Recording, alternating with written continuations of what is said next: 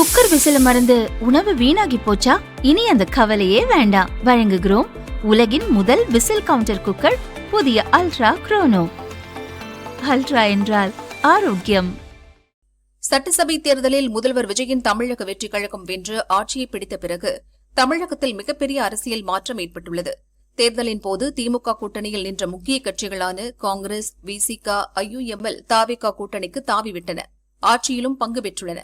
அதேபோல் இரு கம்யூனிஸ்ட் கட்சிகளும் மதிமுகவும் தாவேகா அரசுக்கு தங்கள் ஆதரவை தெரிவித்தன. கூட்டணியின் பிரதான கட்சிகள் தங்களை கை கழுவியதால் திமுக அதிர்ச்சியில் உறைந்துள்ளது.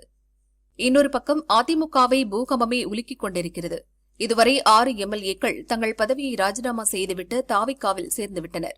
வேலுமணி தலைமையில் மேலும் சில எம்எல்ஏக்கள் கடும் அதிருப்தியில் உள்ளனர்.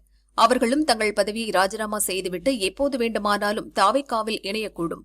இவர்களைத் தவிர அதிமுகவின் முன்னாள் அமைச்சர்கள், எம்எல்ஏக்கள், முக்கிய நிர்வாகிகள் பலரும் தாவேகாவுக்கு தாவி வருகின்றனர். முதல்வர் விஜய் குதிரை பேரம் நடத்துவதாக திமுக, அதிமுக, பாரதிய ஜனதா என 3 கட்சிகளும் விமர்சனம் செய்து வருகின்றன. ஒரே நாளில் தாவேகா அரசுக்கு எதிராக இம்மூன்று கட்சிகளும் அடுத்தடுத்து கவர்னர் அர்லேக்கரிடம் புகார் மனு கொடுத்தது அரசியல் களத்தில் புதிய திருப்பத்தை ஏற்படுத்தியது. இதைத்தான் திமுக, அதிமுக, பாரதிய ஜனதாவினர் ஓரணியில் சேரப்போகிறார்கள் என்று தாவேகா விமர்சனம் செய்து வருகிறது.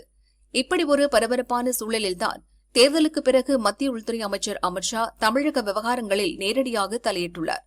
குறிப்பாக அதிமுக பொதுச் செயலாளர் பழனிசாமி, அமமுக பொதுச் செயலாளர் தினகரன், தமிழக பாரதிய ஜனதா தலைவர் நயினார் நாகேந்திரன் ஆகிய மூவரையும் டெல்லிக்கு வருமாறு அழைத்துள்ளார். இந்த சந்திப்புக்கான தேதி இன்னும் இறுதி செய்யப்படவில்லை.